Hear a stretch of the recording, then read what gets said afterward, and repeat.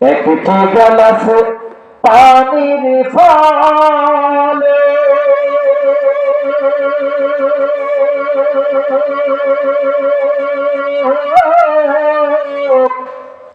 বাইজিদের কোলে তোলে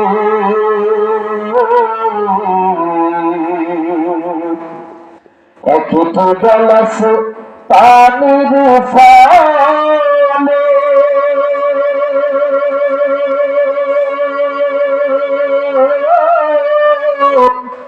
বাইজিদের কোলে তোলে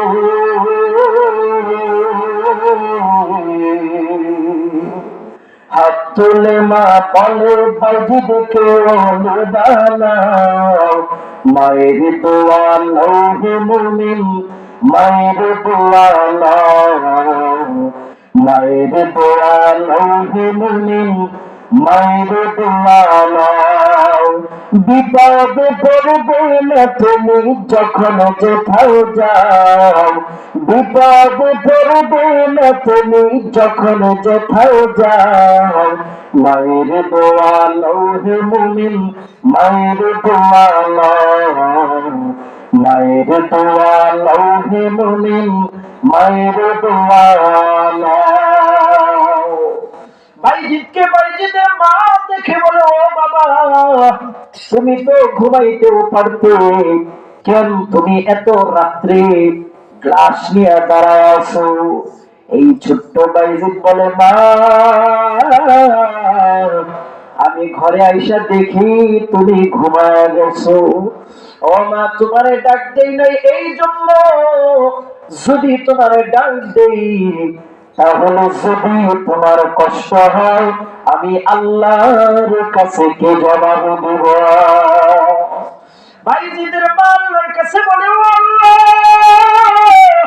আমার সন্তানের প্রতি আমি খুশি ও আল্লাহ তুমিও খুশি হয়ে যাও আমি মা তোমার কাছে দোয়া করলাম এই যুগের শ্রেষ্ঠ বুজুর্গ হিসাবে আমার বাইজিদের তুমি কবুল করে নাও বলেন কবুল হয়েছে কি হয়েছে মা বাবার খেদমত করে তাদের থেকে দোয়া নিতে হয় কারণ হলো আমার আপনার জান্নাত এই মা বাবার পায়ের নিচে আল্লাহ রাসূল বলেন হুমা জান্নাতুকা ওয়া নারুক তোমার জান্নাত তোমার জাহান্নাম এই বাবা মা আল জান্নাতু তাহতা আকদামিল উম্মাহাত তোমার পিতা মাতার পায়ের নিচে তোমার জান্নাত যদি খেদমত করতে পারো তাহলে জান্নাত পাইবা আর যদি খেদমত না করতে পারো তাহলে জাহান্নাম তাহলে খেদমত করব তো ইনশাআল্লাহ এখন যাদের পিতা মাতা বাইচা আছে তারা খেদমত করে জান্নাত অর্জন করতে পারবে কিন্তু যাদের পিতা মাতা দুনিয়াতে নাই তারা আজকে এই বয়ান শুনে মনের মাঝে খুব আগ্রহ জাগতেছে হ্যাঁ যদি আমার বাপ মা বাইচা থাকতো কত যত্ন করতাম কথা বলেন ঠিক না বেঠে এমন বাবারাও তো এখানে বসে আছেন যাদের পিতা মাতা বেঁচে নাই ঠিক না একটু দেখি তো কার পিতা মাতা অথবা একজন আছে আরেকজন অন্ধকার কবরে চলে গেছে একটু হাত তোলেন তো আজকে আপনাদের এই বয়ান শুনে পিতা মাতার কথা মনে হয়েছে হ্যাঁ যেমন আজকে কামাল ভাই ইব্রাহিম ভাই ওনারা বাবাকে স্মরণ করে আজকে এই মাহফিল দিছে জানেন এই মাহফিল দেওয়াতে কি ফায়দা হয়েছে আল্লাহ রাসূল সাল্লাল্লাহু আলাইহি ওয়াসাল্লাম বলেন এই হাদিসটা বলেই আমার বয়ান শেষ ঠিক আছে ইনশাআল্লাহ যে সন্তান যদি দুনিয়ায় থেকে নেক আমল করে তাহলে মৃত পিতা মাতার কবরে সন্তানের নেকের হিস্সা যায় সুবহানাল্লাহ বলুন এই যে আপনারা এখানে বসছেন সেই মাগরিবের পর থেকে যাদের পিতা মাতা নাই আপনার এই বসে থাকা নেকের হিস্সা আপনার বাবা আপনার মৃত মায়ের কবরে অটোমেটিক আল্লাহ পাক পাঠায় এই যে আজকে এই উঠানে মাহফিল হইতেছে এই মাহফিল ওয়ালার বাবা কবরে শুয়ে আছে এখানের এই হিস্সা এই নেক আমলের সকল হিস্সা উনি ওনার কবরে থেকে পাইতেছে সুবহানাল্লাহ এই হাদিসটা বুঝাইতে গিয়া শায়েখ জাকারিয়া রাহমাতুল্লাহি আলাইহি একটা ঘটনা বর্ণনা করেন। এটা বলেই ইনশাআল্লাহ আখিরি মোনাজাত করব। রাজি আছি ইনশাআল্লাহ? ইনশাআল্লাহ। ঘটনাটা হলো, আল্লাহর এক ওলি এক গোরস্থানের পাশ দিয়ে যাচ্ছেন। যাওয়ার পথে সেই গোরস্থানের পাশে দাঁড়িয়ে আল্লাহর ওলি সূরা ফাতিহা পড়লেন, সূরা ইখলাস 3 বার পড়লেন, সূরা ইয়াসিন পাঠ করলেন। পাঠ করে ইহার যত নেক আমল আছে এইগুলা হাদিয়া হিসেবে মুর্দারদের রূহে পাঠায় দিলেন। আল্লাহর ওলি ঘুমাইতে গেছেন, সেই ঘুমের ঘরে আল্লাহ পাক তার বন্ধুকে স্বপ্নে দেখাইতেছেন। স্বপ্নে দেখতেছেন দিনের বেলা যে গোরস্থানের পাশে দাঁড়িয়ে নেক আমল করে সেই হাদিয়া পাঠাইছে, এই হাদিয়া গুলা ফেরেশতারা সকল মুর্দারদেরকে বন্ধন করে দিতেছে। কিন্তু উনি নজর করে তাকায়া দেখতেছে একটা মহিলা তার কবরে বসে আছে। স্বপ্নে যোগেই বুজুর্গ প্রশ্ন করলো, ও মা, সকল মুর্দাররা এখান থেকে ফেরেশতাদের থেকে নেক নিতেছে লাইন ধইরা ধইরা, আপনি কেন আপনার কবরে বসে আছেন? আপনি কেন নেক নেওয়ার জন্য আসতেছেন না? স্বপ্নে যোগে আল্লাহর ওয়ালিকে এই মাটা উত্তর দিতেছে, ও আল্লাহর ওয়ালি, আমি দুনিয়ায় থাকাকালীন একটা সন্তান রাইখা আসছি। এই সন্তানটা কোরআনে হাফেজ। এই সন্তানটা অমুক বাজারে বৈশা বৈশা দোকানদারি করে। যখন কাস্টমার থাকে না, এই সন্তানটা বৈশা বৈশা পবিত্র কোরআন তেলাওয়াত করে। আমি কবরে বৈশা বৈশা তার হিস্সা পাই। এই যে আব্দুর রশিদ সাহেবের ছেলের ঘরের নাতি হাফেজে কোরআন হইল, সে খতমে তারাবি পড়াবে, এই কোরআন বুকে ধারণ করে রাখার জন্য সে তেলাওয়াত করবে। বলেন তার হিস্সা কবরে যাবে কি যাবে না? বলেন বলেন জোরে বলেন। স্বপ্নে যুগেই বলতেছে, ও আল্লাহর ওলি, অমুক বাজারে আমার সন্তানটা ব্যবসা করে। আল্লাহর ওলি স্বপ্নে পাওয়া ঠিকানা মোতাবেক ঘুম থেকে উঠা সকালবেলা ওই বাজারে চলে গেলেন। বাজারে গিয়ে ওই স্বপ্নে পাওয়া ঠিকানা মোতাবেক ওই দোকানটা খুঁজে বের করলেন। আল্লাহর ওলি জিজ্ঞাসা করলেন, ও বাবা, তোমার নাম কি? অমুক। কয়, জি আমার নাম অমুক। কয়, তোমার মারে কি অমন গোরস্থানে দাফন করছো নাকি? কয়, জি হুজুর, দাফন করছি। কি হয়েছে? আল্লাহর ওলি বলতেছে, ও বাবা,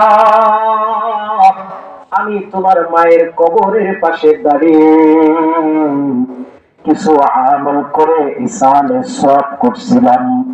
আল্লাহ পাক আমারে স্বপ্নে দেখাইছে তোমার মা ভালো আছে, তাই তোমার কাছে আসছি তোমার উপদেশ দেওয়ার জন্য।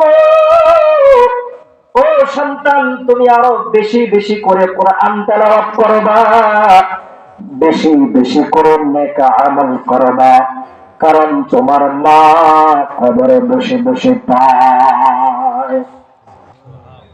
আবার কিছুদিন পর আল্লাহর ওলি এই কবরের স্থান দিয়েই যাচ্ছিলেন। হঠাৎ মনে পড়ে গেল সেই স্বপ্নের কথা।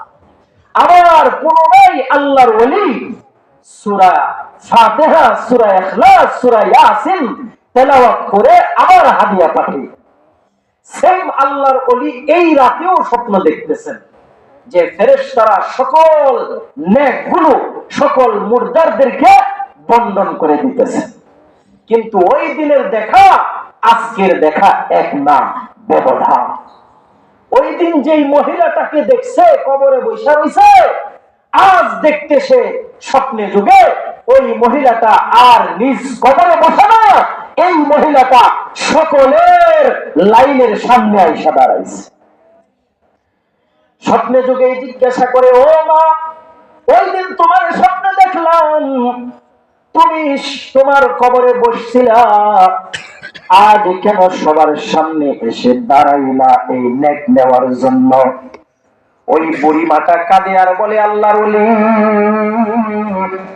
ওই দিন আমি এই নেক নেওয়ার জন্য কাঙ্গাল ছিলাম না। আজ সবার সামনে আইসা দাঁড়াইছি এই জন্য আমার সন্তানটা ওই দুনিয়া থেকে চলে আসছে, আমার মতো নেকের কাঙ্গাল হয়ে গেছে। তাই শায়েখ জাকারিয়া রাহমাতুল্লাহি আলাইহি বলেন, ও সন্তানের দলেরা,